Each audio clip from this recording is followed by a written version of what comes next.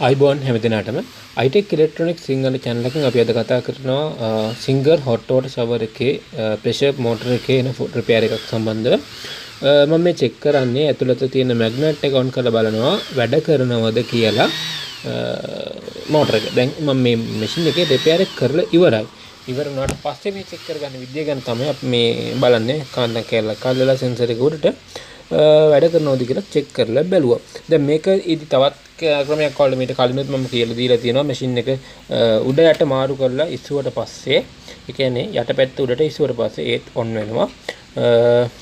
Machine එක කෙලින් අතර තියාගෙන on කරනවා නම් කාන්දම් කැල්ලක් අල්ලන්න ඕන read switch එකට. එතකොට ඔයාලට check කරගන්න පුළුවන් on වෙනවද කියලා. දැන් ඔයාලා මේ විදිහට check කරද්දී හොඳට මතක තියාගන්න මේකේ heater එක on කරන්නේ නැහැ. heater එක on කරොත් මේ විදිහට heater එකේ සම්පූර්ණයෙන්ම overheat ගිහිල්ලා මේ plastic barrel එක සවුත් වෙනවා. ඒක නිසා ඔයාලා එහෙම on කරන්න යන්න එපා. heater එක motor එක විතරක් check කරගන්න. heater එක check on කරනවා නම් lamp series bulb එකක් දාලා on කරගන්න. එහෙම නැත්නම් වතුර line එකක් අනිවාර්යයෙන්ම දෙන්න ඕන. දුන්න නැත්නම් heater එකේ housing එක damage වෙනවා. දැන් මම මේ check කරන්නේ මේ motor එක 230 volt connection එක දීලා බලනවා motor එක වැඩ කරනවද කියලා. දැන් මට උවමනා කරේ මෙන්න මේ motor එකේ repair එක සම්බන්ධව ඔයාලට කියලා දෙන්න. මේ repair එක ගොඩක් motor වලදී එන repair එකක්. මේ තියෙන්නේ මේ motor එකේ brush දෙකට power එක අරගෙන යන spring එක. මේ motor එකේ brush දෙකෙන් power එක අරගෙන යන spring එක තමයි මේ ගොඩක් motor වල අපිට ඇවිල්ලා තියෙන repair එක. ඔයාලට පේනවා මෙන්න මෙතන තියෙන right පොඩ්ඩක් ඉන්න. right බලමු අපි. මෙන්න මෙතන තියෙන contacts point ඔයාලා check කරලා බලන්න ඕන motor එක වැඩ කරන්නේ නැත්නම් මෙන්න මෙතන contacts point දෙක damage වෙනවා. ඒ කියන්නේ ඔයාලට දැන් zoom කරලා පෙන්නුවොත් ටිකක් අමාරුයි ගන්න.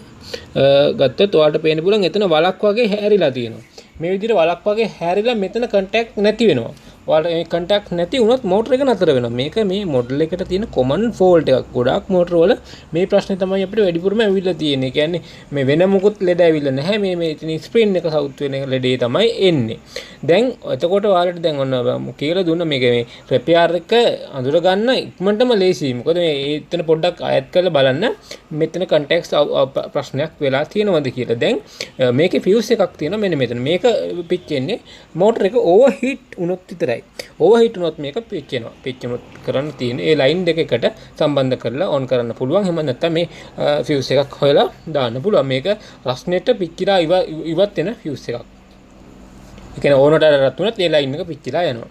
දැන් ඔයාලට මේ ඊට පස්සේ ප්‍රශ්නයක් එනවා මේ ස්ප්‍රින් එකක් කොහොමද ඒ කියන්නේ දැන් මගේ මේ මෝටරේ නම් ප්‍රශ්නේ තිබ්බේ ස්ප්‍රින් එක සම්පූර්ණයෙන්ම මේ කැඩිලා ගිහිල්ලා. එතකොට මට සිද්ධ වුණා ස්ප්‍රින් නමන තැන් තියෙන. ඒ කියන්නේ ස්ප්‍රින් නමන තැනකට දීලා ස්ප්‍රින් එකක් අලුතෙන්ම හදවගත්තා. මේවා කඩේ වෙළඳපොලේ ගන්න නැහැ.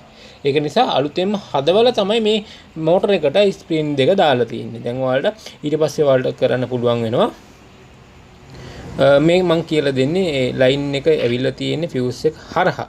right. දැන් ඔයාලා වීඩියෝ එක අතරතුරදී මම මේ කතා කරන මේ මෝටරේ තවත් ප්‍රශ්න එනවා. දැන් මම 230 වලට සම්බන්ධ කරන්න හදන්නේ. මම මේ direct 230 වලින් මේ check කරන්නේ. ගොඩක් අය මගෙන් අහලා තිබ්බා මේ මෝටරේ වැඩ කරන්නේ circuit එකක් හරහා නේද detect දෙන්න පුළුවන්ද කියලා. ඔන්න මම දැන් detect දීලා මෝටරේ on කරනවා. right. මම නම් safety වලින් වැඩ කරන. ඒ කියන්නේ දැන් ඔයාලට පේනවා දැන් මම මේ 230 power එකත් එක්ක වැඩ කරාට මම ඒ වැඩ කරන්නේ මගේ ආරක්ෂාව මම සලසගෙන. ඔයාලා මේ විදිහට කරනවා නම් ඔයාලා දැනගන්න ඕන මේ 230 power කියන්නේ 230 volt power එකත් එක්ක වැඩ කරන නිසා ඔයාලගේ ආරක්ෂාව ඔයාලා සලස ගන්න ඕන. ඒක නිසා මම මේ ක්‍රමයට ඇල්ලුවට ඔයාලා ඒ විදිහට අල්ලනකොට ඔයාලගේ ආරක්ෂාව ගැන ඔයාලා වැඩිපුර සැලකිලිමත් වෙන්න. right.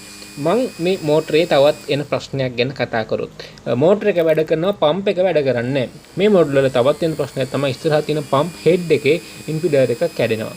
ඩැමේජ් වෙනවා. එහෙම නැත්නම් රත් වෙලා වැඩි වුණාම ඒක බුරුල් වෙනවා. ඒ වෙලාවටත් ඔයාලා බලන්න ඉම්පිඩර් එකට මොකක්ද වෙලා තියෙන්නේ කියලා වෙනම වෙළඳපොලේ මිලදී ගන්න නැහැ. මං හිතන්නේ iTEC electronic සිංහල channel එකත් එක්ක එකතු වෙලා අපි අද pressure pump එකට එන motor එක check කරගන්නේ කොහොමද කියලා තමයි ඉගෙන ගත්තේ. වැඩියත්ම මට කියලා දෙන්න උවමනා කරේ මෙතනදී බ්‍රෂ් එකට යන ස්ප්‍රින්ට් එක චෙක් කරලා බලන්න මෝටර එක වැඩ කරන්නේ නැත්නම් 230 වලට සම්බන්ධ කරන්න පුළුවන් මේ මෝටර එක.